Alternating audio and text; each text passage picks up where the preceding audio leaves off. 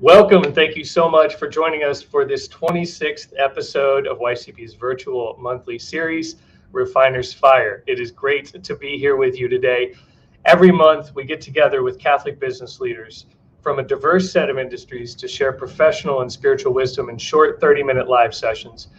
But in spite of the short length of these sessions, we hope the tips and insights are going to be really powerful for all of us as we work in witness for Christ.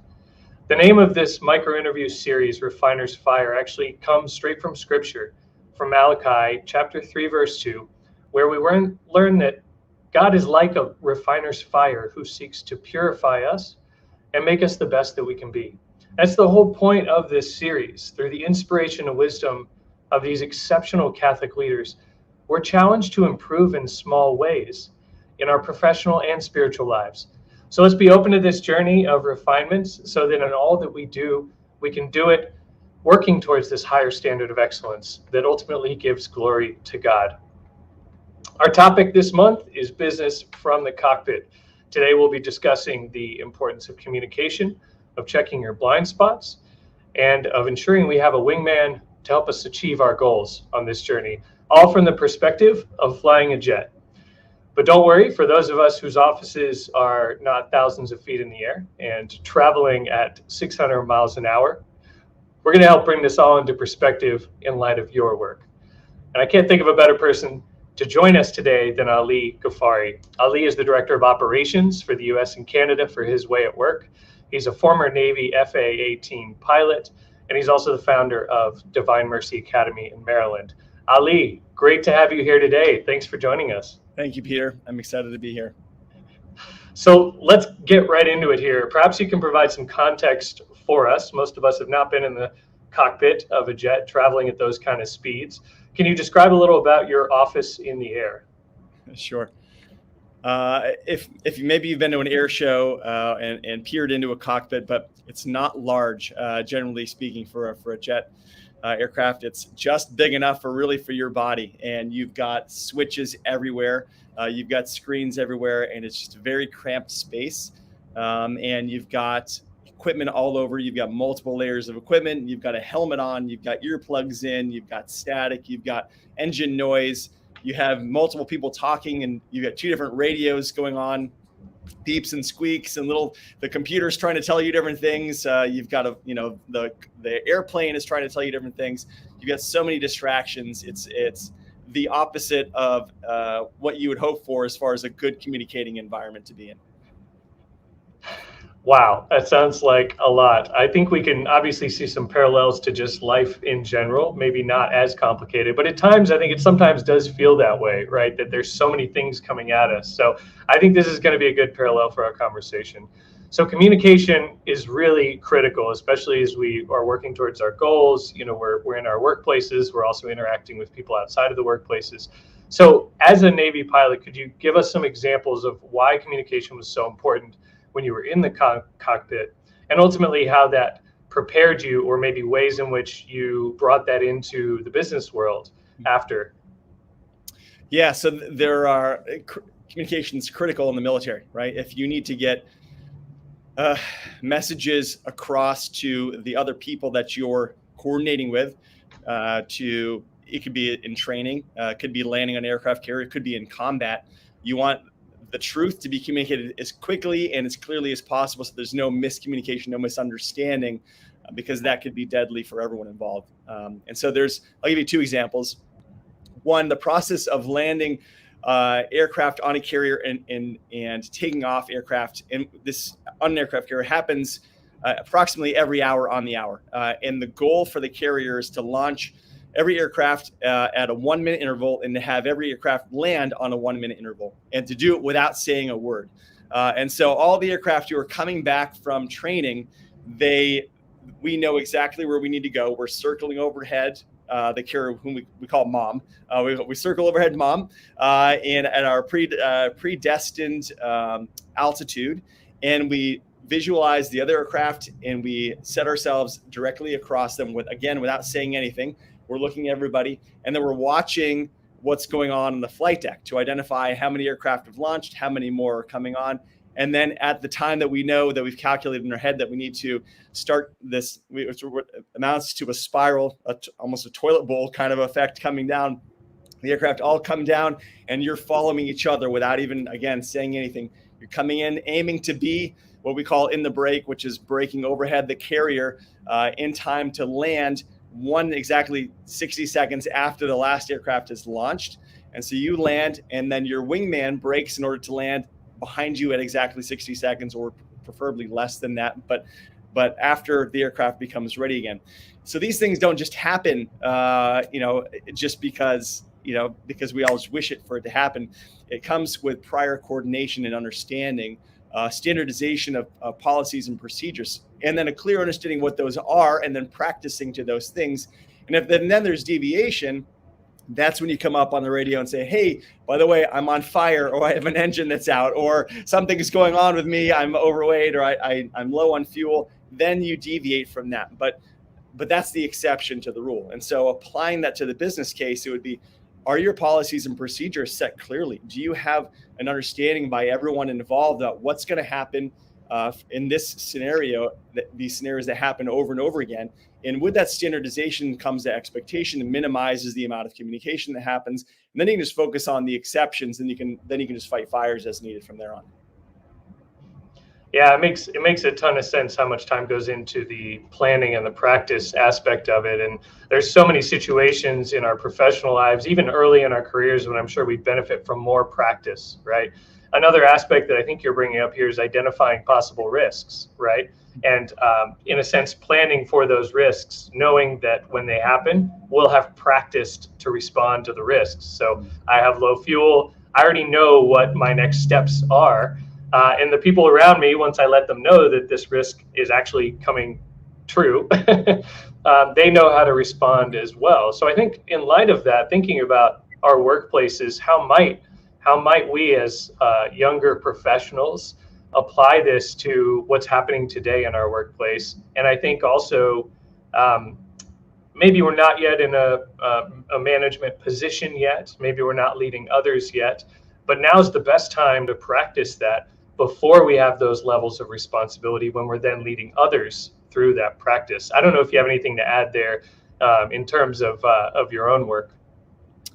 Yeah, so so every year or so we need to get requalified in all the emergency procedures in the aircraft, and we do it in the simulator because then they can provide all these horrible things that happen to you while you're flying that you wouldn't be able to do in an aircraft without crashing it. And on this one particular scenario, I had a very veteran savvy instructor, and I wasn't paying attention, and he gave me a specific combination of things which would, if I did the wrong thing, one engine went out, and if I did the wrong thing in the wrong order, my other engine would go out, and then I would really have no chance of survival. And sure enough, I walked right into it. I didn't pay attention to what exactly the combination of things were, and I crashed. And he said, "You're dead. Like, you're dead. What are you going to do now?" What we talk about in the aviation community is, if something's going wrong, to wind your watch. And it sounds crazy because, hey, my engine's on fire, or I've got something terribly wrong. But the biggest hazard and the danger that is doing the wrong thing. You want to take a break, take a breath, take in all the information that's going on around you, and then make the right decision for what's the next right step. What's the next right step? What's the next right step after that? Just going from one to the other. And that brings another point in too, is scan. And oftentimes when we have something going on that we're trying to focus on because it's a problem, or it's a challenge, or it's a threat to us, we just glom off on it, and we just focus on that to the detriment of everything else. And so the key for aviation is to have a scan and to incorporate all the necessary information into your scan. Fighter pilots aren't necessarily great pilots, because if the planes they were flying were very hard to fly, that's all they would be doing, is flying the airplane and not employing weaponry. But fighter pilots are valuable in that they can take in large swaths of information and make good decisions based upon that. So it's actually very applicable to the office. and that you want to continue to take in as much information as you can and then inform your decision making. So the bottom line, to bring all that back to a point, which is if there's something going wrong in the organization, don't take your eye off everything else that's going on. There may be other indicators that you're missing that would provide important evidence or a way forward for you to solve whatever problem it is that you've got in front of you. Yeah, it's a great point, Ali. And I also can imagine if we zoom out even a little bit more beyond just the workplace, given YCP's mission of bridging work and faith, how do we also keep an eye on the other aspects of our life, right? Because our spiritual life can be lost in the shuffle oftentimes if we're not prioritizing that alongside a heavy workload at work or unforeseen situations happening in our personal life. So I wonder if you have any examples of or any particular practices for yourself of how you might bring your spiritual life into your work. Maybe as a pilot, since that was more of a secular atmosphere, and how you kept your faith top of mind even while you're scanning all of these dials and you're taking in all this information. How did you keep your faith prominent in your mind during those times? Yeah, one of the things that are tools that are very important to pilots are checklists, and ensuring that you don't miss anything on your checklist and to do one step after another. And you get good enough at it, then you've got it memorized for the most part, but you still have it to reference. And in your life as a professional, to ensure you have everything well-rounded, it's helpful to have your own checklist. As far as a plan of the day, how are you going to incorporate all the prayer, all the things that you need to do that make for a rich life? It's adoration, if it's daily mass, if it's praying the rosary, the Divine Mercy Chaplet. And so for me, I've set on my calendar, on my schedule every day, those times of day that I've blocked off specifically for the spiritual practices that I need in order to remain in peak performance, peak ability to be able to embrace whatever challenges are coming on that day in order to, and then overcome them with a wellspring of grace and peace. And so just to give you an example, for me, I wake up first thing in the morning, and then at 5, and then I go down. I have a prayer room in my house, and then I go down. I'll pray the divine office and the morning prayer in there, and then I've got a litany of trust and a litany of humility. I pray those, and then I go work out for 30 minutes to get my kids ready. We get out of the house. I come to the school where I spend most of my time working, and then once we've welcomed all the families in, I go to the chapel. I spend 30 minutes in prayer in the Adoration Chapel. I pray my rosary in there. And then I read a little bit some spiritual reading and reflect. And then I go directly to daily mass.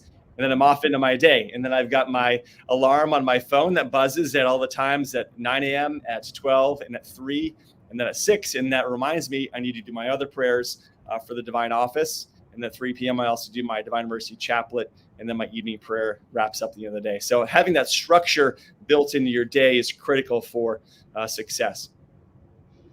Yeah, and I imagine some people are listening and they're saying, "Wow, that's a lot. I'm at the baby step stage of integrating my faith into my workplace." And so you can pull one of these things to start with, right? Maybe it's the divine office. You want to just start with morning prayer or evening prayer. Maybe it's just simply wake up and do a morning offering, right?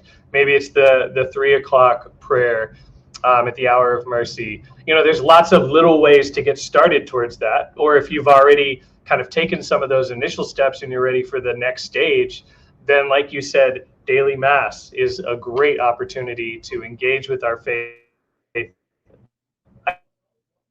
Ideally, that's wonderful. Keep it so integrated into the work that you do. So I want to remind our audience here, we're going to be taking so you can chat. I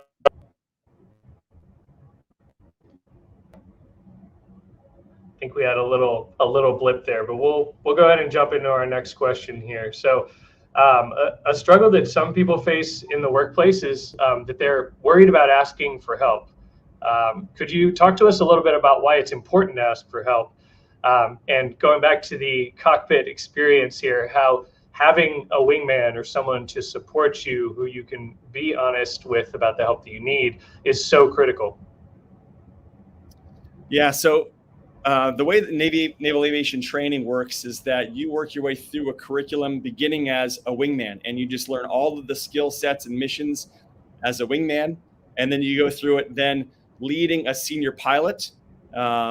So that as a wingman, you obviously have a senior pilot who's leading you around, and you're practicing all these things, and then now you lead that senior pilot around, and then you learn, how to be a good lead, and how not to be, how to avoid being a bad lead, and then finally you get essentially your license to lead, and then you lead 3 additional aircraft, which makes it's called a division, a section for 2, and a division for 4. But they purposely work you up through that. So as you have questions, you feel free to ask your instructor as you're going along, or you study into the book, get into the books, and study that material. But I can remember early on, I had just shown up to the squadron, and we were in the Persian Gulf. It was at night, and I had launched. I was flying with the executive officer, and he was Top Gun instructor, and he was he'd gone through the Air Force Top Gun equivalent school as well. So he was like God's gift to aviation,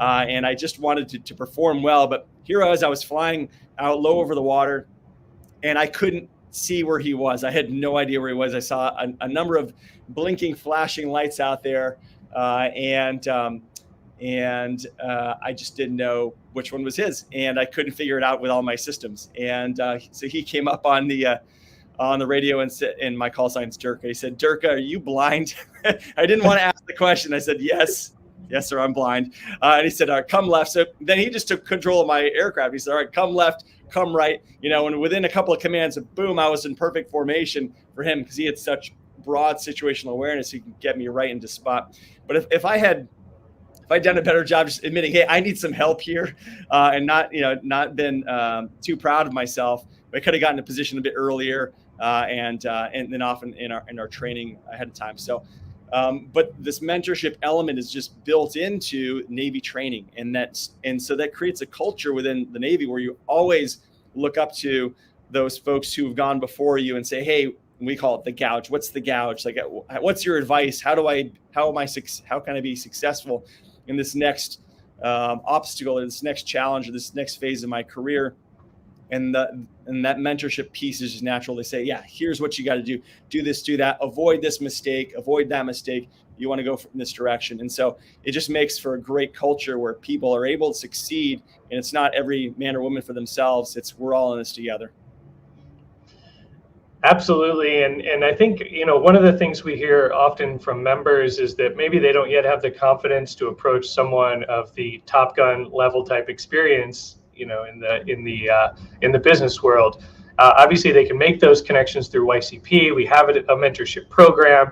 It's one of the amazing ways that we can use the experience of those who have gone before us. But I think it's really important here to mention that mentors, people of that experience level, want to invest in those coming behind them, not because it's a requirement, but because it's an opportunity for them to pass the baton and to really invest in those who are going to be the next generation of Catholic leaders. And so I really want to encourage our YCP members to be confident in their approach, either through YCP or outside of YCP, for those folks who want to invest in you, because they want to work with you, they want to engage with you. And there's just an immense amount of experience that they can share. They can give you a little bit more certainty on that pathway. So we'll go on to our last question here. Just a reminder, we will get to questions from our audience shortly. So being a pilot, as our audience can tell just from this conversation even, it requires a lot of structure, a lot of planning, a lot of focus. But there's also this flexibility in the midst of that when things change quickly. So how, in maybe our professional lives and our personal lives, how can we plan to be flexible? Also thinking about this in light of our spiritual life too. So the way this works in the Navy, or at least aviation, is we do all the preparation that we need. We study, we understand and learn everything as much as we possibly can. And then we brief out. We make the plan of what's going to happen in our flight. And ideally, from the very beginning, when we start up our airplanes to when we shut our airplanes down, We have identified what exactly we're doing at every stage in the flight. We go out and we fly the flight. It invariably goes wrong. There's always something that doesn't go right in the flight. And then we come back, we watch our video tape to identify all those things that were deviations from the standard. And then we talk about all those deviations, bringing home some points that we can take home to improve for next time. And so how does that apply for flexibility? Well, if one, you understand everything that you need to, if you have the expertise in your mind, then you're not trying to learn, trying to remember while you're dealing with other variables that are coming in at the same time, right? So you feel very calm, cool, and collected going into a situation. Then if you also have briefed and thought through what are the potential deviations, where could this go off track? And if so, then what would I do? Then it's not a surprise or a shock when your engine's on fire. It's not, starting from ground zero. You say, okay, my engine's on fire. We talked about this. I'm going to turn this engine off. I'm going to flip this switch, flip that switch. I'm going to try to restart, whatever it is, I'm going to do this. I'm going to divert into this field, right? And so you've already thought through the potential deviation, at least the big ones that matter the most. And then just going in with a mindset that nothing ever happens the way we think it's going to happen. And that's been, a story of my life where my life all planned out from the very beginning. I was going to do this, I was going to do that. At one point in time, I was going to be an NHL hockey player. And another point, I was going to be president. And then I was going to be an astronaut. And none of those things have come to fruition. And not yet.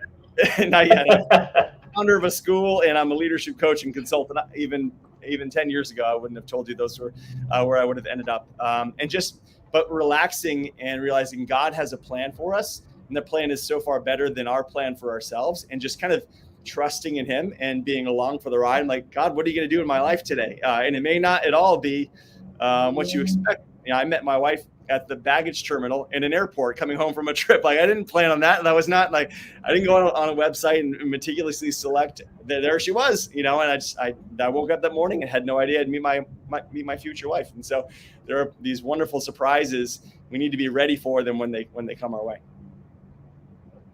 Wonderful. Thanks, Ali. So we're going to turn to some questions from our audience here. So we'll get our first question on the screen from Emily. What's your best advice for someone scaling up from a one person to hiring another person? How do I know it's something I should do? When's the deciding time? Thanks, Emily. That's a great question, Emily. The way you want to build up your organization is to have those things to continue to do those things that only you do and only you do best, and to start to farm out some of those other things that take up your time, that drain you of energy.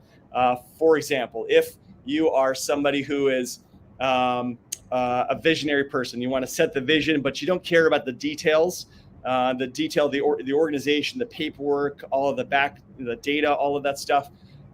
When you have the ability to financially make it, or you've got enough income coming in where you can support someone, and maybe that's even just part-time, I would find someone with the skill set that you're lacking, that matches what your skill set, that complements your skill set, with their strengths and your weaknesses, and your strengths and their weaknesses, and to bring them on to take those things that drain you the most, that really suck up your time, prevent you from doing those things that you would think, gosh, if only I had more time, I would devote into this, and this would fuel my company, my business.